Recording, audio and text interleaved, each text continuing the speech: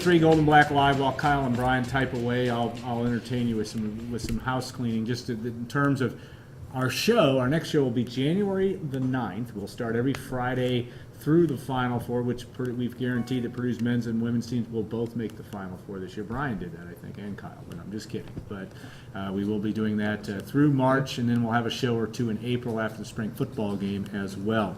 Kyle Charters, Brian Newbert are in their appropriate positions here based on what you see in front of you.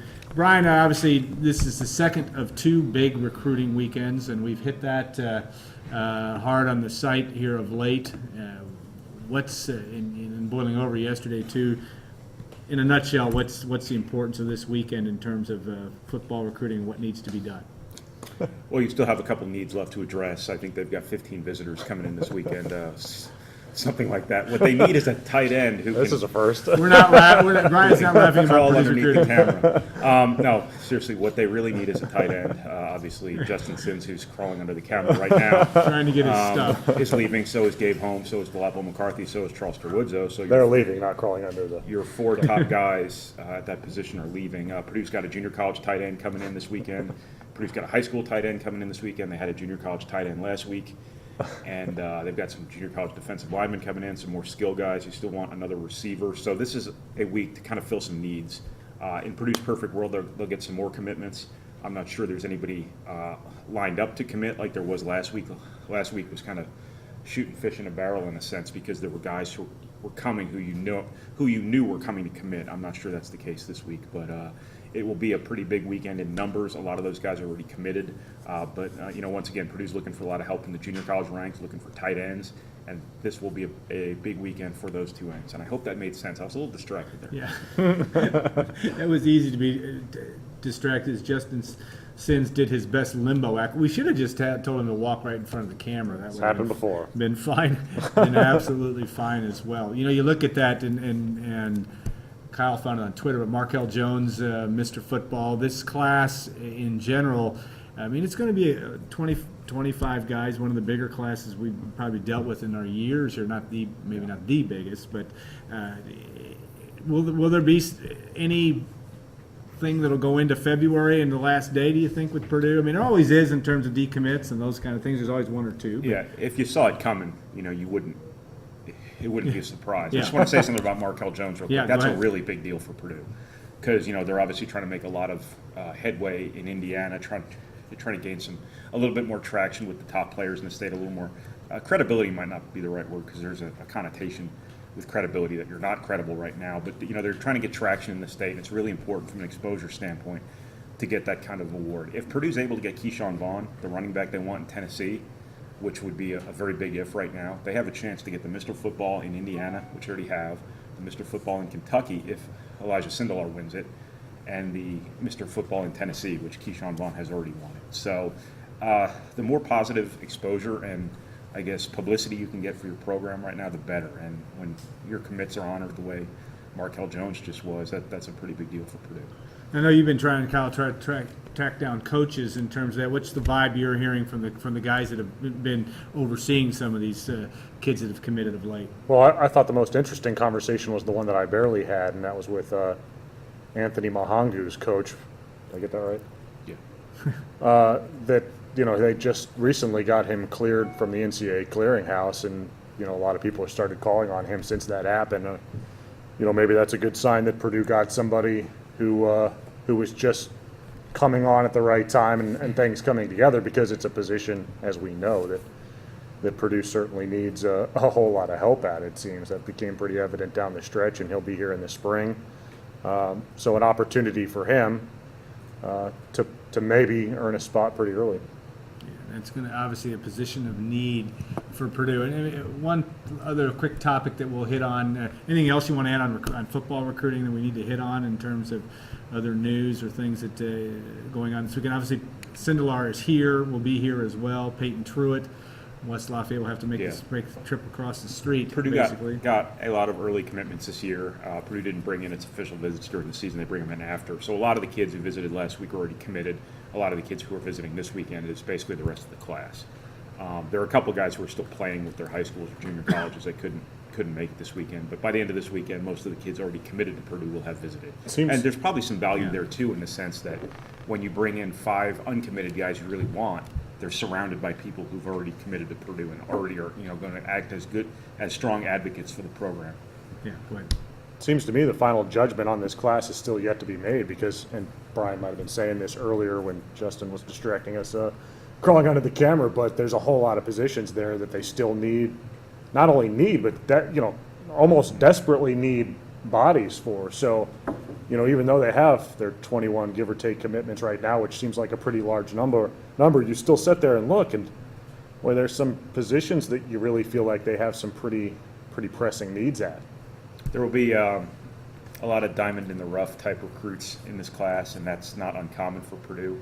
But this will be a class where you can make a relatively early judgment on the success of the class, because a lot of those diamond in the rough types of guys, the guys who are choosing Purdue over, very, very small offers or what have you, are guys Purdue is recruiting to fit in right away, to potentially help them right away.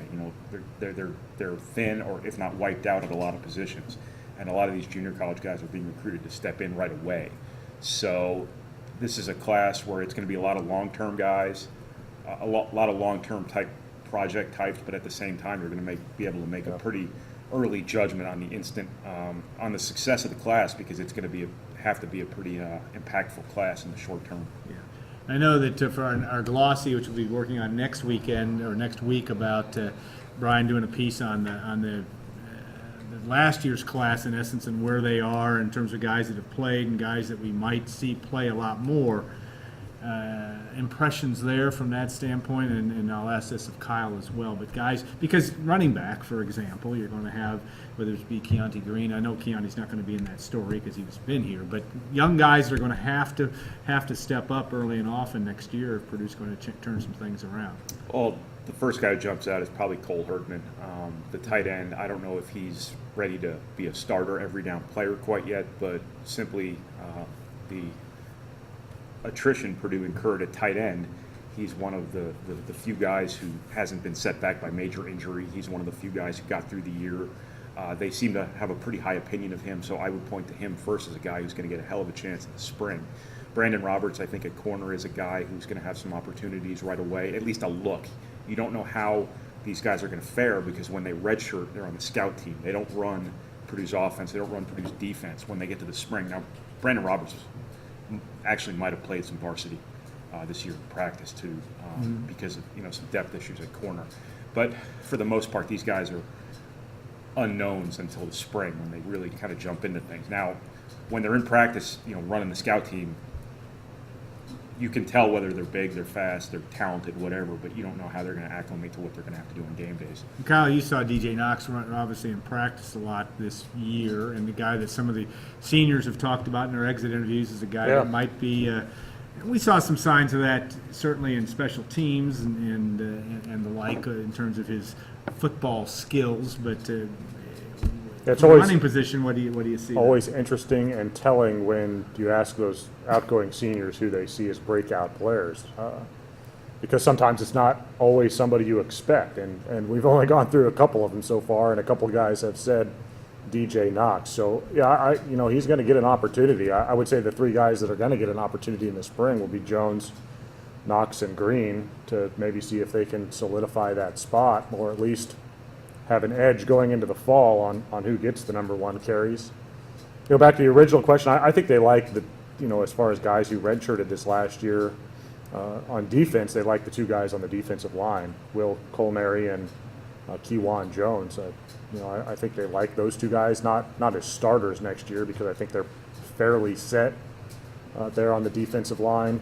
Have to replace Ryan Russell, but set otherwise. But I think those 2 guys have an opportunity to come in and make an impact next year. From that standpoint, it'll be a lot of competition. Coaches always talk about competition in camp, and we're going to see that. I think in a number of different areas this spring when the Boilermakers open up camp. All right, well, let's turn to basketball, Brian. Obviously, the men a big game tomorrow. after you drive 6 hours and get there, you'll be all set to watch Purdue Vanderbilt tomorrow night at one of the coolest venues in college basketball in Memorial Coliseum. I don't know, they call it Memorial Gym, I guess is what they call it, which is just the fact that they get the teams at the other end of the court, and it's really more of an auditorium than anything else. But I guess it would fit to make sense in the Music City. But do you have a chance to see that game tomorrow? What does Purdue have at stake outside of the obvious tomorrow? It would be a good game to win. Obviously, it'll be a great test going on the road for the first time in a difficult place to play, a difficult opponent to play because Vanderbilt is pretty well coached historically. I think it's a great test for Purdue in the sense that will be the first game this year maybe where Purdue doesn't have the obvious distinct advantage in the post because Vanderbilt's got a couple of really good post players. Damian Jones is a pro, I think. And they've got a big man, Luke Cornett, who's actually their 4. He's 7 foot, 240 pounds, who can step out and really shoot the three, but can also go inside. So Vince Edwards is going to have to guard him. So he's going to be giving up a good 6 or 7 inches to him in the post when Cornett goes inside. So this will be one of those games this year. A.J. Hammonds has to show up. Isaac Haas has to be good. He's been consistently good, if not really good. I think this is a game Purdue's got to get a good performance from Hammonds because they're going to be playing against a potentially NBA big man. And you have Cornett. Vanderbilt very young still. Very young. young. They're younger than Purdue, and that's an interesting thing. You look at it as simple as saying that you really need to win one of these next two here to really have a legitimate chance at the NCAA tournament, or is that overhyped at this point? No, yeah, that's what I was going to say. It all depends on your perspective. If you're talking about an NCAA tournament resume, certainly you don't want to lose both of these games. If you're talking about going on to have a good season, still kind of in context relative to where Purdue was last season, I think you can still lose both of these games and you can still go on to have a good, successful season. It is awful early in the year. You do have to make up for the North Florida game when all's said and done from a quality of wins and quality of losses perspective. But it certainly would be good. It would be really good to beat Vanderbilt because that would be a great shot of confidence, I would have to think, for this team to go on the road for the first time and win. You remember, Purdue's had teams that were a lot better than this one. The 2007-08 team went to Clemson, couldn't finish down the stretch, went to Missouri, completely melted down in the final 10 minutes of that game, and they went on to have a great season. So these early road tests often are pretty productive. Kyle, the women had an important win last night. Must beating win. Kansas last night. This is another team that needs to improve its resume in a hurry if it wants to get to the NCAA tournament, and yet an important win for them last night. What did you see that was different from Sharon Versup's team? I thought they were more balanced on offense, and they played a heck of a lot better on defense. I mean, they forced 23 turnovers, and Kansas had 3 stretches of scoreless basketball that totaled more than 15 minutes, which is going to be hard to overcome for any team. Kansas wasn't great. They came in with a pretty good record, 7-2. It'll be interesting to see how they are the rest of the way. But Purdue needs victories. I mean, they just got to get that victory total up because they have 3 games left in their non-conference season over 3 days starting next Friday. 3 winnable games, so they should be 7-4 going into an 18-game Big Ten conference slate. I mean, you look at 18 games with 7 wins going in, you're probably figuring that they have to at least win 11 of those 18 in the conference and then 1 or 2 in the Big Ten tournament. 12-6 I think would probably put you in a pretty good spot, but you start talking 12-6 and that's pretty good stretch of basketball there, and I just don't know if Purdue is 12-6 in the Big Ten good. Now, they got some unfortunate help on Wednesday night when Rachel Banham tore her ACL, the preseason Big Ten Player of the Year. Minnesota had won 8 of their first 9 or 9 of their first 10 or something like that. So suddenly, a pair of games against the Gophers that were 50-50 games, suddenly, maybe you're looking at perhaps winning both of those games now because they'll be pretty shorthanded. So that might help a little bit. Unfortunate for her, obviously, for a number of reasons. But, maybe there is some opportunities now for Purdue to get some more victories. But they have to win. Yeah, Brian, They cannot have a loss next weekend. But, those are 3 games that they should win. Should Certainly, be able when to the do. Boilermakers have 3 consecutive home games: Friday, Saturday, and Sunday. UC Irvine beat one team. That's Purdue's first opponent. They beat one team. It was a national park, Grand Canyon. There you go. And on the An Grand Canyon. important win for Sequoia. the Anteaters, which I always love that College, name, too. the Anteaters. Okay, now, when Brian, last question, and we're running Yeah. out of time here, just on the, obviously the Big Ten, we've watched a little from afar, but Purdue will has a chance to open up the conference season, and we're getting ahead of ourselves a little bit, but we won't have a show until after the conference season starts. But you open up with Minnesota at home and Michigan. Both teams have, Michigan's had its share of issues here the last little bit, but still very competitive basketball teams. This is going to be a competitive Big Ten league, and Purdue certainly looks to be someone that's going to be in the mix, but it'll be essential for Purdue to get off to a good start, you would think. Oh yeah, absolutely. Outside of Wisconsin, I'm not sure there's anybody in the Big Ten who's really better than everyone else.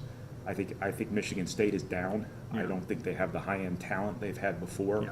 I think Michigan obviously is in a little bit of a rough patch right now. I think they'll probably get out of it and be a better team in 3-4 weeks than they are right now.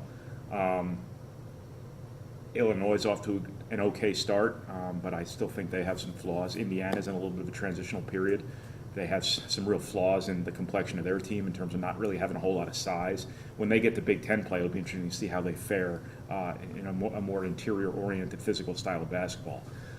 So I think that the Big Ten's pretty open outside of Wisconsin. So I think Purdue has a chance here to, if they progress the way you would assume such a young new team would, and if they get A.J. Hammonds going and Kendall Stevens gets going, I think Purdue has a chance here to be a pretty relevant team in the Big Ten. Yeah. It is a league not full of a lot of good, outside again of Wisconsin, tons of inside players that Purdue should be in a good position to fare well. All right, we can give you all our holiday best wishes, and we will be back our next show January the 9th. And we'll look forward to have made it through a Christmas season and the New Year, and look forward to having you back with us on the 9th. You guys want to have any Christmas wishes you want to say in 30 seconds? I feel like I should take a shot at Stacy since she took a shot at me. At No, the last in the segment. Christmas spirit, you shouldn't do that. Let it go. Yeah, Just let it go. Let it go. Let it go. All right, we'll work that. I want to thank Ryan Russell and Sean Robinson and Justin Sims, and of course Stacy Clarity for hosting in segment 2, and all the fun we've had here on the show for this calendar year. We'll see you in 2015. I want to thank also Gordon, Allie, Kim, and the folks at WLFI, our partners here, who hook us up and make this show possible. So have a great holiday season. Happy New Year to everybody. I know it's 19 days away or whatever it is, but it'll be here before we know it. And we will look forward to seeing you in 2015 on Gold and Black Live.